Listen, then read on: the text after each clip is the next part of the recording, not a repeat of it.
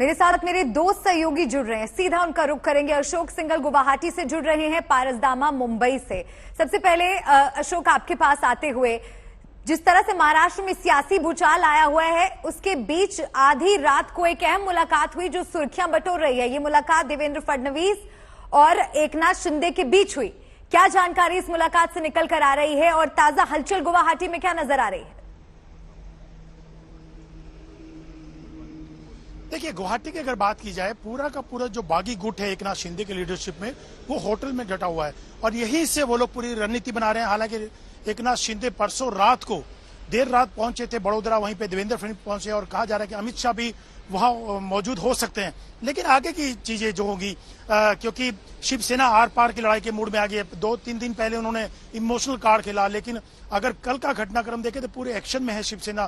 तोड़फोड़ की गई, एक जो बागी लोग हैं, कुछ के दफ्तरों को तोड़ा गया और चेतावनी दी गई कि आग लग जाएगी, सड़कों पर उतर जाएंगे शिव सैनिक। उधर एकनाथ शिंदे ने भी इस पूरी मीटिंग के बाद एक बयान ट्वीट करके शिव सैनिकों से अपील की कि वो शिवसेना के साथ है, लेकिन शिवसेना को महाअघाड़ी के चंगुल से निकालना चाहते हैं। लेकिन इतना जरूर है कि वो बीजेपी के साथ जाना चाहते हैं। वो पहले भी कह चुके हैं, क्योंकि महाअघाड़ी से उन्होंने कहा था कि शिवसेना को नहीं जाना चाहिए था। अब ये जो मुलाकात हुई है, देवेंद्र फडणवीस और एकनाथ शिंदे और अमित शाह भी हो सकते हैं उस मुलाकात में, तो यही रणनीति बनाई गई है कि आगे कैसे बढ़ेंगे। क्योंकि 16 विधायकों को डिस्क्वालीफाई करने के लिए डिप्टी स्पीकर के ये लिख दिया गया है। पार्टी ने डिस्क्वालीफाई करने के लिए बोल दिया गया है। जवाब मांगा गया 27 तारीख 5 बजे तक। तो देखते हैं कि डिस्क्वालिफिकेशन के बाद फिर लीगल ऑप्शन बचते हैं एकनाथ शिंदे गुट के पास 16 विधायकों की डिस्क्वालिफिकेशन को लेके। और जो डिप्टी स्पीकर को हटाने को लेके बागी गुट ने हस्ताक्षर अभियान चलाया था, हस्ताक्षर करके भेजे थे, उसको डिप्टी स्पीकर ने खारिज कर दिया। उन्होंने कहा हस्ताक्षर सही नहीं है, ओरिजिनल नहीं है। तो ये तमाम चीजें चल रही हैं पॉलिटिकली, लेकिन जो एकनाथ शिंदे गुट है यहाँ पे डटा हुआ है और उम्मीद है कि अगले कुछ दिनों तक यहीं पे डटा रहेगा और पूरी चीजों को लीगली तरीके से या पॉलिटिकल तरीके से हैंडल कर रहा है। क्योंकि बीजेपी अब साथ आ गई है, खुलकर के साथ आ गया। हालांकि पहले बीजेपी ऐसा लग रहा था कि ऐसा होना चाहती है कि एकनाथ शिंदे गुट मजबूत रहे, तभी आगे बढ़ेगी। बिल्कुल, लेकिन अब मुलाकात के बाद तेज हो गई है और बीजेपी अब क्या भूमिका निभाने वाली है, इस पर सभी की निगाहें टिकी हैं। पारस, आपके पास भी आते हुए, धमकी भरे बयान के बाद अब नया ट्वीट संजय राउत ने किया है। कब तक छिपोगे गुवाहाटी में, आना पड़ेगा चौपाटी में। बागी विधायकों को क्या संदेश देना चाह रहे संजय राउत? क्या ये चुनौती है, धमकी है, या ये बताने की कोशिश की ये एकमात्र विकल्प है उनके पास?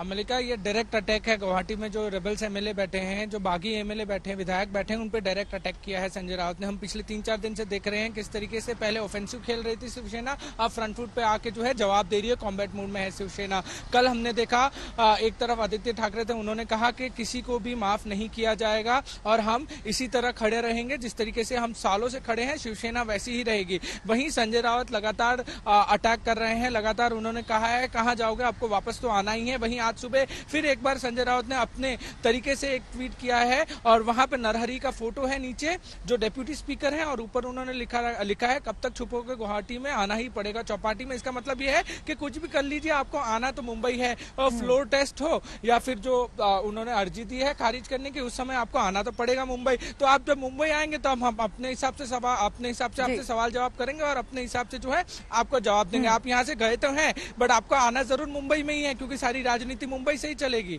आप कहीं भी छुप जाइए, आप कहीं भी चले जाइए। तो अब संजय राउत है और शिवसेना जो है वो पूरी तरीके से कॉम्बैट मोड में है, अपने हिसाब से जवाब दे रही है।